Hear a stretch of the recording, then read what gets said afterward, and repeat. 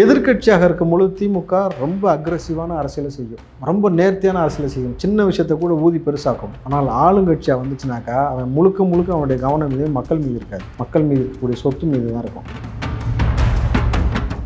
இதற்கு மேல் அண்ணா யூனிவர்சிட்டி பல்கலைக்கழகத்தில் மாணவிகளுக்கு எந்த பாலியல் அத்துமீறலும் நடக்காது, அப்படித்தானே? இப்போ எல்லா சிசிடிவியும் வேலை செய்யும், அப்படித்தானே? தமிழ்நாட்டில் பெண்களுக்கான பாதுகாப்பு நிலைநிறுத்தப்பட்டுரும், அப்படித்தானே? சரிங்க, ஆளுநர் ஒரு பக்கம் அழிச்சாட்டியம் பண்ணுறாருன்னா அதை வச்சு திமுக ஒரு பக்கம் அழிச்சாட்டியம். தொடர்ச்சியாக இப்போ எங்களுக்கு கிடைத்த வெற்றி, மாண்புமிகு முத்துவேல் கருணாநிதி ஸ்டாலின் கிடைத்த வெற்றி பாருங்கள். ஆளுநரையும் ஓட விட்டோம், கதற விட்டோம், சட்டமன்றத்துக்குள்ள கதற விட்டோம், இங்கே பாருங்கள் நீதிமன்றத்தில் செஞ்சுட்டோம். தமிழ்நாட்டில் கிட்டத்தட்ட இந்தியாவில் எந்த மாநிலத்துக்கும் ஏற்படாத அளவுக்கு நாங்கள் போராடிட்டோம்னு வாங்க. நீ என்னப்பா செஞ்ச தமிழ்நாட்டு மக்களுக்கு? பேசியானா பேச மாட்டாங்க. உனக்கு கருப்புலன் காட்டுறதுக்கு துப்பு இல்லை, கரெக்டாக? நீ காட்டுறது தொண்டை எடுக்கிற, ஏன்னா உன் மேலே அவ்வளோ வழக்கு இருக்குது. காங்கிரஸ்காரன் காட்டிட்டு போகிறான்னு கம்பெனி விட்டுற வேண்டியதானே? மோடி மனதை குளிர்விப்பது போல ஐயா காங்கிரஸ்காரனை வீட்டு சரியில் வச்சுட்டேன், ஐயா ஆர்எஸ்எஸ்க்கு வளர்ச்சி கொடுத்துட்டேன், ஐயா மஸ்தி மேலே துணிக்கு அல்லாஹ் பண்ணுற வார்த்தையில சுற்றிட்டேன், என்னென்னலாம் செய்யணுமோ எல்லாமே செஞ்சு கொடுத்துருக்கேன், என் புள்ள அடுத்து முதலமைச்சராக வரணும், எங்களுக்கு எந்த பிரச்சனையும் கொடுக்காதீங்க. தன்னுடைய கொள்கையில் உறுதியாக ஒவ்வொரு கட்சியும் இருக்குது. தன் கொள்கையில் உறுதி இல்லாமல் நிற்பது திமுக தான். செந்தில் பாலாஜியாவது எந்த கட்சியில் போய் சேருகிறாரோ அந்த கட்சிக்கு விசுவாசமாக இருப்பார், கொண்டு போயிடுவார், அந்த உழைப்பை கொடுத்துருவார், அவர் தலைமையை நெருக்கமாயிடுவார். ஆனால் நீங்கள் ஒரு தேசிய கட்சியுடைய மாநில தலைவராக இருந்து கொண்டு திமுகவின் ஊதுகுழலாக மாறிக்கொண்டு பேசுகிறது தான் உள்ளபடி கேவலம். அவன் தான் ஒரு விஷயத்த உணரலை. ஒரு பதவியோ ஒரு செல்வமோ அவனுக்கு கொடுக்கப்பட்டது, அவனால் 4 பேருக்கு பிரயோஜனப்படணும்னு இறைவன் கொடுத்துருக்கிறான். ஏன்னா இது நிரந்தரம் திமுக சொல்கிறாங்க, நிரந்தர முதல்வர் நிரந்தரம். இப்போ இந்த விஷயத்தில் கம்பேர் பண்ணி பார்க்கும்பொழுது தன் கட்சிக்காக நல்லதோ கெட்டதோ ஒரு ஆள் வேலை செஞ்ச அப்படிலாம் அண்ணாமலை அந்த அளவுக்கான வேலையை நீ ஏன் செய்யலை? அதுபோல் ஒரு நபரை கொண்டு வாங்கன்ற.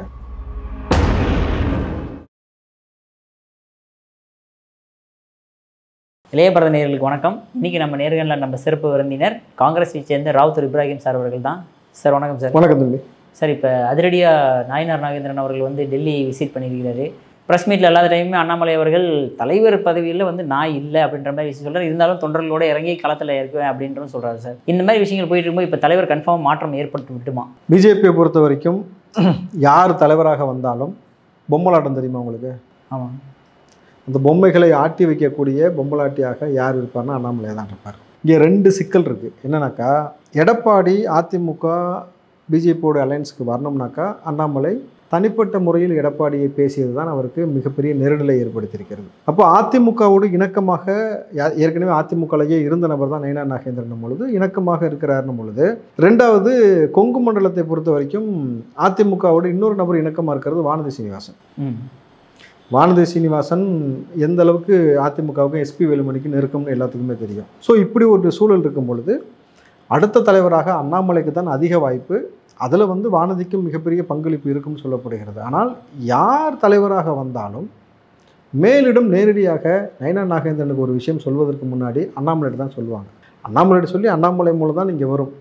நீங்கள் நான் தானே தலைவன், என்கிட்ட ஏன் சொல்லலாம் நாளைக்கு பேசவே முடியாது. ஏன்னா இவர்கள் இதை மாற்றுவதே கூட்டணிக்காகத்தான். உங்களை போட்டிருப்பது நயினார் நாகேந்திரன் நாளைக்கு தலைவராக வந்தால் அவரை கூட்டணியை சுமூகமாக எடுத்து செல்வதற்கும் எடப்பாடியோடு பேச்சுவார்த்தை வைப்பதற்கு ஒரு இணக்கமான போக்கை கையாளுவதற்கும் தான் உங்களை போட்டிருக்காங்களே தவிர இன்றைக்கி பிஜேபிக்கு நயினார் நாகேந்திரன் வந்தால் தான் பிஜேபி வளர்ச்சி அடைகின்றதுக்காக போடலை. நம்பர் 1.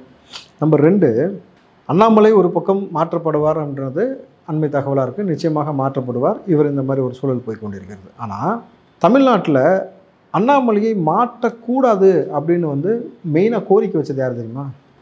திமுக. ஏன் சார்? அவங்க தான் சார் பயத்தில் இருக்காங்க. ஒரு பயமும் கிடையாது. இதெல்லாம் நம்மக்கிட்ட இந்த மாதிரி இவங்க காட்டுறது.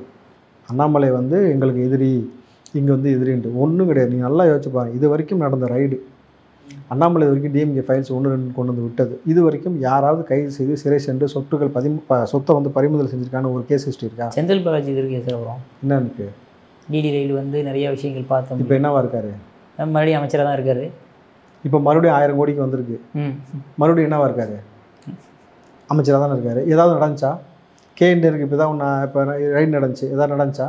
இங்கே ரைடு நடந்துகிட்டு இருக்கும்போது பல நபர்கள் டெல்லிக்கு குடுகுடுன்னு ஓடி போகிறது, நிர்மலா சீதாராமனை பார்க்குறது, திடீர்னு பார்த்தா குனிஞ்சு பார்த்தா அமித்ஷா டேபிள் கட்டில் இருக்கிறது, இந்த மாதிரி பல வேலைகள் செய்து கொண்டிருக்கிறது நம்ம தெரியுது, அண்மை செய்தியாக வந்து கொண்டிருக்கிறது. அப்போது திமுகவுக்கு ஒரு பிரச்சனை ஏற்படும் பொழுது இந்த இடத்துல அண்ணாமலை செய்யக்கூடிய வேலை முழு கவனமும் அண்ணாமலை மீது திரும்புவதனால திமுகவுக்கு அது சாதகமாக பார்க்குது. அதனால தான் பல இடத்துல வந்து நீங்கள் நல்லா யோசிச்சு பாருங்கள், ஆளுநர் ரவியையும் அண்ணாமலையும் மாற்றாதீங்கன்னு ஸ்டாலின் சொல்லிகிட்டே இருப்பார். அவங்க இருக்கிற வரைக்கும் தான் எங்களுக்கு வந்து நாங்கள் புல போட்ட முடியும். ஏன்னா நாங்கள் உருப்படி அரசியலை ஒன்றும் கிழிக்கலை. நாங்கள் ஒன்றுமே இங்கே கிழிக்காமல் இருக்கும் பொழுது எங்களுக்கு டைவர்டிக் பாலிடிக்ஸ் தான் தெரியுமே தவிர வேறு நேர்த்தியான அரசியல் தெரியாது. தம்பி, ஒரு எதிர்க்கட்சியாக இருந்து செயல்படுவதற்கு ரொம்ப தகுதியான ஒரு கட்சினாக்கா திமுக. எதிர்க்கட்சியாக இருக்கும் பொழுது திமுக ரொம்ப அக்ரெசிவான அரசியலை செய்யும், ரொம்ப நேர்த்தியான அரசியலை செய்யும், சின்ன விஷயத்தை கூட ஊதி பெருசாக்கும். ஆனால் ஆளுங்கட்சியாக வந்துச்சுனாக்கா அவன் முழுக்க அவனுடைய கவனம் மீது மக்கள் மீது இருக்காது, மக்கள் மீது இருக்கக்கூடிய சொத்து மீது தான் இருக்கும். அப்படி தான் திமுக போயிட்டு இருக்க தவிர மக்களை பற்றி எந்த கவலையும் படாது. அப்போது எவ்வளோ ஒரு அரசியலை வந்து இங்கே வந்து கையாளுறாங்கன்னு ஒரு விஷயம் இருக்குல்ல. அப்போ அண்ணாமலைன்றது ஒரு நபர் வந்து திமுகவுக்கு தேவைப்படுகிறதுன்னு சொல்லப்படுறதுனால மாற்றக்கூடாதுன்னு இருக்காங்க. இன்றைக்கி அது சார்ந்து தான் நீதிமன்றம் இன்றைக்கி ஒரு விஷயத்தை முன்னெடுத்துருக்காங்க. ஆளுநர் விஷயத்தில் பார்த்தீங்களா?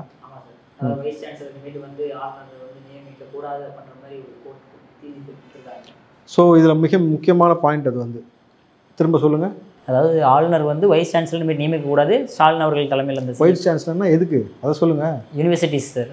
அப்போது இதற்கு மேல் வந்து அண்ணா யூனிவர்சிட்டி பல்கலைக்கழகத்தில் மாணவிகளுக்கு எந்த பாலியல் அத்துமீறலும் நடக்காது, அப்படி தானே? இப்போ எல்லா சிசிடிவியும் வேலை செய்யும், அப்படி தானே? தமிழ்நாட்டில் பெண்களுக்கான பாதுகாப்பு வந்து நிலைநிறுத்தப்பட்டுரும், அப்படி தானே?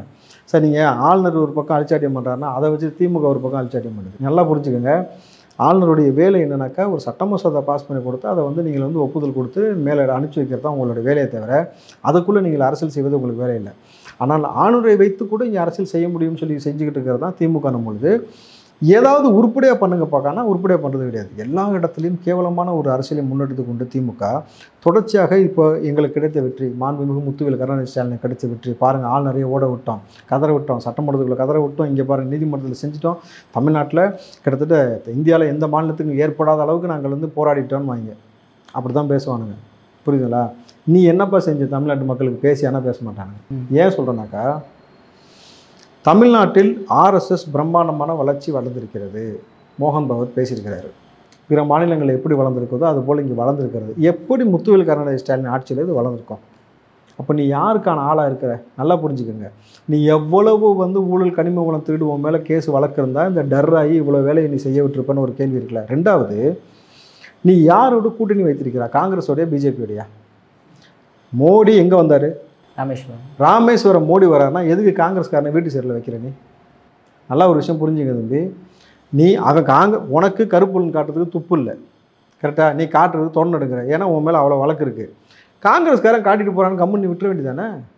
காங்கிரஸ்காரன் கருப்பு கொடி காட்டுருவானா, காங்கிரஸ்காரன் கருப்புலன்னு விட்டுருவானா, கோ பேக் மோடின்னு சொல்லிடுவானா, ஒட்டுமொத்த காங்கிரஸ்காரனை வீட்டு சிறையில் வச்சு நீங்கள் வந்து அடக்குமுறை செய்யறேன்னா அப்போ நீ யாருக்கான நபராக இருக்குன்னு உனக்கு புரியுதா? இப்போ சொல்லு. வெக்கம் இல்லாமல் சட்டமன்றத்தில் எடப்பாடி வந்தப்போ நல்ல வரைக்கும் நீங்கள் காவி சட்டை போட்டு வரலன்ற, நீ தான் காவி சட்டை போட்டு சுற்றுறிய, அப்புறம் இருக்குது அவர் தனியாக போட்டு வரணும். நல்லா புரிஞ்சுங்க.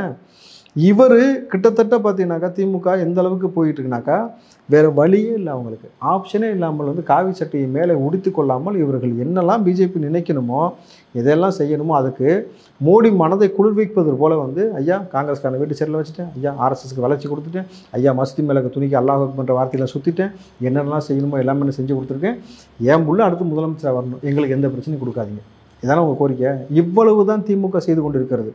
திரும்பவும் கேட்குறேன், ஒவ்வொரு கட்சி தலைவனும் அந்த கட்சிக்காக நேர்த்தியாக வேலை செஞ்சுட்டு இருக்கிறான். புரியுதுங்களா? 2 கட்சி தலைவர்கள் மட்டும்தான் இங்கே வந்து வேலை செய்யாமல் சுற்றிக்கிட்டு இருக்கிறீங்க. ஒன்று காங்கிரஸ், என் கட்சி தான், இருந்தாலும் நான் சொல்ல வேண்டியது இருக்குது. இன்னொன்று வந்து திமுக. எப்படி காமராஜர் ஆட்சியை வந்து திமுக கொடுக்குதுன்னு செல்வ பெருந்தகை பேசுகிறான்றது உள்ளபடி எல்லா நபர்களுக்கும் வியப்பை தாண்டி கோபத்தை ஏற்படுத்தியிருக்கிறது. இவ்வளவு திருட்டுத்தனம் பண்ணக்கூடிய திமுக வந்து காமராஜர் ஆட்சியில் ஒப்பிட்டு காமராஜரை கேவலப்படுத்தக்கூடிய வேலையும் எந்த நல்லதுமே செய்யாமல் இங்கே முழுக்க மக்களுக்காகவே தியாகியாக இவர் வாழ்ந்து கொண்டு இருப்பது போல் வந்து இவர் அப்பான்றதும் அண்ணன்றதும் மக்களுடைய பிரஜையாக நீங்கள் போர்ட்ரேட் பண்ணுறதும் எவ்வளவு மோசமான ஆட்சி முறைன்றதை மக்கள் புரிஞ்சுக்கணும். நீங்கள் ஹெச் ராஜா வந்து ஆமாம் நான் ஆர்எஸ்எஸ்காரன், ஆமாம் நான் ஹிந்துத்துவ அரசியல் கொடுக்க விரும்புகிறேன் அப்படின்னு சொன்னால் எந்த பிரச்சனையும் கிடையாது. ஏன்னா நீ உன் சித்தாந்தத்துக்கு நேர்மையான இருக்கிற. ஆனால் திமுககாரன் குறிப்பாக வந்து சேகர் பாபு சொல்கிறாரு இது ஆன்மீக ஆட்சி. புரியுதா உங்களுக்கு வித்தியாசம்? நீ என்ன சித்தாந்தம் பெரியாரதை உள்வாங்கியிருக்கேன்ற, ஆனால் நீ ஆன்மீக ஆட்சி கொடுக்குதுன்னு பேசிக்கிட்டு இருக்கிற. அப்போது இவர்களுடைய நாடகம் உங்களுக்கு புரியுதா? அப்போது தன்னுடைய கொள்கையில் உறுதியாக ஒவ்வொரு கட்சியும் இருக்குது. தன் கொள்கையில் உறுதி இல்லாமல் நிற்பது திமுக தான். தம்பி நான் கேட்குறேன், நீ போயிட்டு வெளியில் போயிட்டு நீ தெலுங்குன்னு சொல்லுவியா? நீ மலையாளின்னு சொல்லுவியா? நீ என்னன்னு சொல்லுவ? தமிழன். நான் போய் வெளியில் மலையாளி, நான் தெலுங்கு, நான் வந்து கர்நாடகாக்காரன், ஆந்திராக்காரன் நான் சொல்ல மாட்டேன். நான் தமிழன்னு சொல்லுவேன். ஆனால் என் ஊரில் வந்த பிறகு தான் இவங்க எல்லாருமே தன்னுடைய இனத்தை மறைச்சிட்டு எல்லாம் தமிழங்கிறான். உங்களுக்கு புரியுதா வரலாறு? என்னை ஏமாத்துறதுக்கு எப்படா வெக்கம் இல்லாமல் இதை சொல்கிறீங்கன்னு எனக்கு புரியல. நீ யாராக இருக்கிற, நீ யாராக இருந்திருப்ப? நான் போய் எங்கேயாவது போயிட்டு நான் மலையாளி, எனக்கு மலையாளம் குறைச்சி அறியும், நான் பேசுவேனா, நான் மலையாளி அப்படின்னு சொன்னால் நம்புவானா எவனாது? புரியுதுல? ஆனால் எல்லா பையலும் இங்கே வந்து தலைமுறையாக உள்ளே வந்து உட்காந்துக்கிட்டு நான் தமிழன் இந்த விஷால் ஒரு படத்தில் நானும் மதுரைக்காரன் தான்டா பேசுவான்ல, அதே போல் நான் தமிழ் தாண்டான்னு திமுக இருக்கிற எல்லா பேரும் ஊட்டிட்டு இருக்கிறேன். அதில் பாதி பேர் தமிழனே கிடையாது. தெரியுமா உங்களுக்கு? எப்படா கேவலம் வந்து டிவிக்கே வந்து ஒவ்வொரு பக்கமாக யாருன்னு எடுத்து போட்டு திமுக அதிமுக இருக்கு எல்லாருமே தமிழர் கிடையாது போட்டுக்கிட்டு இருக்காங்க சார். நீ தமிழ் இல்லைன்றது ஆமாப்பா, நான் தமிழ் இல்லைப்பா, ஆனால் என் மக்களுக்கு நல்ல செய்ய வந்திருக்கேன்ப்பா, எனக்கு ஒரு வாய்ப்பு கொடுத்துருக்கீங்க, அந்த வாய்ப்பு மூலம் நல்ல செய்கிறேன்னு சொல்லு. ஏன் நீ வந்து இல்லாத ஒரு விஷயத்தை கொண்டு போய் போடுற? நீ நான் கேட்குறேன், ஒப்பிடுதலுக்காக சொல்கிறேன்னே தவிர யாரும் தவறாக எடுத்துக்க வேண்டாம். திமுகவில் இருக்கக்கூடிய முக்கியமான நபர், நான் ஒரு திருநங்கை சொல்லுவியா? ஏன் சொல்ல மாட்டேன்? சொல்லிட்டு போ. ஏன் சொல்ல மாட்டேன்? அப்போ மட்டும் நான் ஆம்பளை சொல்லுவேல. ஏன்டா நீ அங்கே வந்து சொல்ல மாட்டேற, அப்போ உனக்கு வந்து அது வந்து நெருடல்னு தெரியுது, நான் அந்த மாதிரி இல்லைன்னு தெரியுது. அப்படி இருக்கும்போது ஏன் உன் இனத்தை மறைக்கிற? ஏன் உன் மொழியை மறைக்கிற? என் மொழியை நீ எப்படி அழிக்கிற உனக்கு புரியுதா? நீ எல்லாம் தமிழ்னு சொல்லிட்டு என் தமிழ் அழிக்கிறதுக்கான வேலையை நீ செஞ்சுட்டு மும்மொழி கொள்கை வந்தால் மொழி அழிஞ்சிடும். நீங்கள் இருக்கும்போது அழிஞ்சதே மொத்தமாக. நீங்கள் உள்ளே வராத வரைக்கும் மொழி அழியவே இல்லை. நல்லா ஒரு விஷயம் புரிஞ்சுக்கங்க, அந்த மொழி இவர்கள் உள்ளே வந்ததுக்கு பிறகு தான் நிறுத்து போனது. ஸ்கூலு காலேஜ் ஒட்டு மொத்தமாக திமுககாரன் வச்சுட்டு நம்மளை போட்டு கபலீகரம் செஞ்சுட்டு இருக்காங்க. நிதர்சனமான உண்மையினும் பொழுது அப்போ தமிழகத்தில் யார் மிக பேராபத்தான ஆட்கள்ன்றதை நம்ம பார்க்கணும். நீங்கள் உத்தரப்பிரதேசில் வந்து இன்றைக்கி பார்த்தீங்கன்னாக்கா மசூதிகளில் போயிட்டு காவி கொடியை ஊண்டிட்டு எல்லாமே பசங்க அட்டகாசம் பண்ணுறாங்கனாக்கா, தமிழ்நாட்டுக்குள்ளே இங்கே இருக்கக்கூடிய மக்களை நசுக்கக்கூடிய வேலையும் இங்கே இருக்கக்கூடிய மொழி வழிபாட்டு முறையிலையும் கை வச்சு எல்லாத்தையும் அழிக்கக்கூடிய வேலையை ஒரு ஆட்சி முறை செய்து கொண்டு இருக்குதுனாக்கா யார் மோஸ்ட் டேஞ்சரஸ்? அவன் இந்த பக்கம் வரவே மாட்டான். புரியுதா? அவன் ஊரில் அவன் வேலையை பார்த்துக்கிட்டு இருக்கிறான். நீ என் ஊரில் எங்கே இருந்த நீ வந்து உட்காந்துக்கிட்டு நானும் தமிழன்னு சொல்லிட்டு என்னை போட்டு அழிக்கிற வேலை பார்த்துட்டு இருக்கும் பொழுது மக்கள் இந்த இன துரோகிகளை புரிந்து கொள்ளணும். எவன் தன் இனத்தையும் தன் மொழியும் விட்டு கொடுத்தானோ அவன் மோஸ்ட் டேஞ்சரஸ். அவன் எந்த நேரத்தில் வேணால் மாறி நமக்குள்ளே ஊடுருவி என்ன வேலையை வேணால் பார்த்து விட்டு போயிடுவான். அப்படின்னும் பொழுது அவன் பிழைப்புக்காக ஒரு அரசியலை செய்து கொண்டிருக்கிறார்கள் பொழுது மக்கள் இதை தெளிவாக புரிந்து கொண்டுங்கன்னு சொல்கிறேன். சரி, அதே மாதிரி நீங்கள் செல்வ பிறந்தகை பற்றி சொல்லியிருந்தீங்க. அவருடைய தலைமை பதவியை பறிக்க போகிறதாகவும் ஒரு செய்திகள் உலா வந்துருக்கு. ஏன் அவர்கிட்ட கேள்வி கேட்கும்போது கூட வந்து நான் தொண்டனாக இருந்தும் கூட நான் வேலை செய்து தயாராக இருக்கிறேன் அப்படின்னு இருக்காரு. அந்த மாதிரி தலைமை பதவி மாற்றுறதுக்கான வாய்ப்புகள் உண்டா? எங்கே யாருக்கு வேலை செய்வாராம் தொண்டனாக இருந்து? யார் சார்? யாருக்கு வேலை செய்வாராம்? காங்கிரஸுக்கு தான் சார். வேறு தம்பி, இந்த ஒரு விஷயத்தில் மட்டும்தான் என் கட்சி தலைவராக இருந்தாலும் நம்ம பேச வேண்டியது இருக்குது. அவருக்கும் செந்தில் பாலாஜிக்கு தான் கடுமையான டஃப். தெரியுமா உங்களுக்கு? தெரியுமா? 5 கட்சி அமாவாசைன்னு ஒரு பேர் வச்சு விட்டுருக்காங்க. யார் அந்த 5 கட்சி அமாவாசை அப்படின்ற விஷயத்தில் வந்து நான் தான் முதலிடன்ற மாதிரி ஒரு காம்படிஷன் போய்கிட்டு இருக்கு. நல்லா புரிஞ்சுக்கோங்க, செந்தில் பாலாஜியாவது எந்த கட்சியில் போய் சேருகிறாரோ அந்த கட்சிக்கு விசுவாசமாக இருக்கும். ஆமாம் சார், கட்சியே வேறு லெவலில் கொண்டு போயிடுவார். அந்த உழைப்பை கொடுத்துருவார், அவர் தலைமையை நெருக்கமாயிடுவார். ஆனால் நீங்கள் ஒரு தேசிய கட்சியுடைய மாநில தலைவராக இருந்து கொண்டு திமுகவின் ஊதுகுழலாக மாறிக்கொண்டு பேசுகிறது தான் உள்ளபடி கேவலம். 30 மாவட்ட செயலர் உங்களுக்கு எதிராக கொண்டு போய் டெல்லியில் வந்து ஒரு பதிவை கொடுத்துட்டு வந்திருக்கிறாங்க. இவரை மாற்றணும், இவர் இந்த மாதிரி வேலை செஞ்சுட்டு இருக்காருன்னு சொல்கிறாங்கன்னா ஏன் சொல்கிறாங்க? செல்வ பிறந்தகை பேசுவதற்கு பழகுவதற்கு எளிமையான ஆள். நான் இல்லைன்னா சொல்லலை, ரொம்ப எளிமையாக. யார் இருந்தாலும் அந்த சில அரசியல்வாதிகளுக்கு ஒரு தலகணம் இருக்கும். ஏன் சொல்கிறேன்னா, ஒரு ஊராட்சி மன்ற தலைவனை ஒரு மேட்ருக்காக ஒரு விஷயம் போயிருக்கும் பொழுது சொல்கிறாப்புல, நான் யாரையுமே அவ்வளோ சீக்கிரம் சந்திக்க மாட்டேன், ஒரு 5 வாட்டி தான் அலைய விட்டு தான் பார்ப்பேன். இந்த திமிர்த்தனெலாம் நிறைய அரசியலுக்குள்ளே இருக்கிற நபர்களுக்கு இருக்கும். ஏன்னா அவன் ஒரு விஷயத்த உணரலை. ஒரு பதவியோ ஒரு செல்வமோ அவனுக்கு கொடுக்கப்பட்டது, அவனால் 4 பேருக்கு பிரயோஜனப்படணும்னு இறைவன் கொடுத்துருக்குறான். ஏன்னா இது நிரந்தரம் திமுக சொல்கிறாங்க இல்லை, நிரந்தரம் முதல்வர் நிரந்தரம்ன்ட்டு. எதுவுமே இங்கே நிரந்தரம் முடியாதுன்ற யதார்த்தம் புரியல அவனுக்கு. ஏன்னா குழந்தை பருவம் எந்த கவலையும் இல்லாத குழந்தை பருவம் நிரந்தரமாக இருக்கா? எல்லா சுகத்தையும் அனுபவிக்கக்கூடிய வாலிப பருவம் நிரந்தரமாக இருக்கா? உயிர் நிரந்தரமானதா? பதவி நிரந்தரமானதா? உறவுகள் நிரந்தரமானதா? பெற்றோர் நிரந்தரமானவர்களா? எதுவுமே இங்கே நிரந்தரம் கிடையாது. மாற்றம், காலத்துக்கு ஏற்ப மாற்றம் தான் மாறிக்கொண்டே இருக்கமோ. பிரிவு, அழுகை, சோகம், சந்தோஷம் எல்லாம் கலந்து வந்துட்டு இருக்கும். இந்த யதார்த்தமான ஒரு வாழ்வியல் முறையை புரிஞ்சுக்கணும். இது புரிஞ்சுக்காமல் நான் நிரந்தரம்னு சொல்லிட்டு இருக்கிறீங்க. அப்போது செல்வ பிறந்தை அவர்கள் தன் கட்சிக்கு விசுவாசமாக இருந்து தன் கட்சியை அடுத்த தளத்திற்கு எடுத்து கொண்டு போகணும்னு ஒரே ஒரு முறை தான்ப்பா பேசினார். ஏன் காங்கிரஸ் ஆளக்கூடாதான்ட்டு. என்ன செஞ்சாங்கன்னு தெரியல. அதுக்கப்புறமேட்டு காமராஜர் ஆட்சியை திமுக தான் கொடுக்குது, முத்துவேல் கருணாநிதி ஸ்டாலின் தான் கொடுக்குறான்னு ஒரு தேசிய கட்சியுடைய மாநில தலைவர் பேசுவது இந்த காங்கிரஸ் கட்சியை அழிவு பாதைக்கு கொண்டு போவதற்கு வித்திட்டு இருக்கிறது. எந்த நபர்களும் மக்கள் பிரச்சனையை குறித்து பேசாமல், நீங்கள் விடுதலை சிறுத்தைன்னா 2 பேர் எடுத்துக்கலாம். ஒன்று ஆளூர் ஷானவாஸ், இன்னொன்று வந்து வன்னியரசன் ஒரு ஆள் இருக்காப்புல, அறிவை கழட்டி வெளியில் வச்சுட்டு சுற்றிட்டு இருப்பவர். இவர் வந்து முழுக்க திமுக காரனாக பேசுவார். கூடுதலாக இன்னொரு எம்பி ஒருத்தர் இருக்கார், அவர் வந்து பொன்முடி ஒய்ஃப் காலில் விழுந்து அங்கேயே சரணாகதியாக கிடக்கிறான்னு வச்சுங்க. காங்கிரஸில் அதே போல் பார்த்தீங்கன்னாக்கா சில முக்கியமான தலைவர்கள் எல்லாமே பார்த்தீங்கன்னாக்கா மக்கள் பிரச்சனையை பற்றி பேச வரும்பொழுது பேசுவதே கிடையாது. நமக்கு ஏன் பேசுவாங்க, எலெக்ஷன் வேறு நெருங்கிட்டு இருக்கு, அடுத்த சீட்டு வாங்கணும், ஜெயிக்கணும், சம்பாதிக்கணும், இந்த போக்கில் போயிட்டு இருந்தால் கட்சி எப்படி வளரும்? இப்போ இந்த விஷயத்தில் கம்பேர் பண்ணி பார்க்கும்பொழுது தன் கட்சிக்காக நல்லதோ கெட்டதோ ஒரு ஆள் வேலை செஞ்ச அப்படிலாம் அண்ணாமலைன்னு அந்த அளவுக்கான வேலையை நீ ஏன் செய்யலை? உன் கட்சியை பேசும் பொருளாக ஏன் மாற்றலை? உன் கட்சியை வந்து தம்பி ஒரு நாளைக்கு 10 ப்ரெஸ் மீட் கொடுக்குறாப்புல நம்மளை, நீங்கள் என்ன ப்ரெஸ் மீட் கொடுக்குறீங்க? நீங்கள் எதை பற்றி பேசுகிறீங்க? இல்லை ஸ்டாலின் ஆட்சி நல்லா இருக்குன்னு ஒரு முறை பேசிட்டு போகிறீங்களே தவிர எதை வந்து காங்கிரஸ் இங்கே முன்னெடுத்துருக்குன்னு ஒரு வேலை இருக்குல்ல. அப்படி இருக்கும் பொழுது அவர் மீது அதிகப்படியான அதிருப்திகள் இங்கே இருக்குன்றதான் நிதர்சனமான உண்மை. டெல்லியும் கவனித்து கொண்டே இருக்கிறது. சரியான தலைவர்களை யாரை போட்டாலும் எல்லாரும் திமுக போய் சரணடைஞ்சிடுறாங்க. சிக்கலே அங்கே தான். அழகிரியை போட்டாலும் சரணடைஞ்சிட்டார், அதுக்கு முன்னாடி இவரை போட்டாலும் யாரை போடுறதுன்னா, அப்போது எப்பயுமே அதுக்கு தான் சொல்கிறேன், அடுத்த தலைமுறைகளை கட்சியில் உருவாக்கணும். அந்த கட்சி நபர்களை அங்கீகரிக்க தெரிஞ்சிருக்கணும். அவனை கொண்டு வந்து உள்ள யங்ஸ்டர்ஸை கொண்டு போய் போடும்பொழுது தான் கட்சி வந்து புது ரச்சம் பாயும். நீங்கள் பிஜேபியில் எவ்வளவோ மூத்த தலைவர்கள் இருந்த பொழுதும் வராத ஒரு எழுச்சி அண்ணாமலை போட்டதுக்கப்புறம் யங்ஸ்டர்ஸை போட்டதுக்கப்புறம் வளர்ந்துருக்குனாக்கா அதுபோல் ஒரு நபரை கொண்டு வாங்கன்றேன். இப்போது அண்ணாமலை மாதிரியே வந்து ஐஏஎஸ்ஸாக இருந்துட்டு அரசியலுக்குள்ளே வந்திருக்க சசிகாந்த் இருக்கிறாரு. சரி, சசிகாந்தை நீங்கள் போடலாம்ல, ஒரு யங்ஸ்டர்ஸு அவரை போட்டிங்கனாக்கா அடுத்து இருக்கக்கூடிய யங்ஸ்டர் தலைவரில் போடுவாங்க.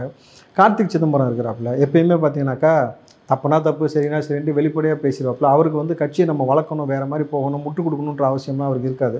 அப்போ இந்த மாதிரி நபர்களை தலைவர்கள் துணைத் தலைவர்களாக போட்டு காங்கிரஸை உயிர்ப்பிக்கக்கூடிய வேலையை செய்யாமல் போனால் காங்கிரஸ் ஆட்சியை எப்படி வந்து தமிழ்நாட்டில் வந்து பறி கொடுத்துட்டு திமுக இன்றைக்கி அடிமையாக இருக்கிறார்களோ அதுபோல் வந்து காங்கிரஸ் கட்சி இந்தியா முழுக்க இது போன்ற ஒரு அழிவை சந்தித்து கொண்டே போகிறதுக்கான மிக முக்கியமான காரணம் இது போன்ற தலைவர்கள் தேர்வில் நீங்கள் எடுக்கக்கூடிய ஒரு சரியான நிலைப்பாட்டில் பொறுத்து தான் காங்கிரஸோட வளர்ச்சியும் வீழ்ச்சியும் இருக்குன்றது தான் யதார்த்தமான உண்மை. ஓகே சார், பொறுத்திருந்து பார்ப்போம் சார் எப்படி நடக்க போகுதுன்னு. உங்கள் பொன்னான நேரத்தை இளைய பார்த்தவங்களுக்கு மிக்க நன்றி. நன்றி தம்பி.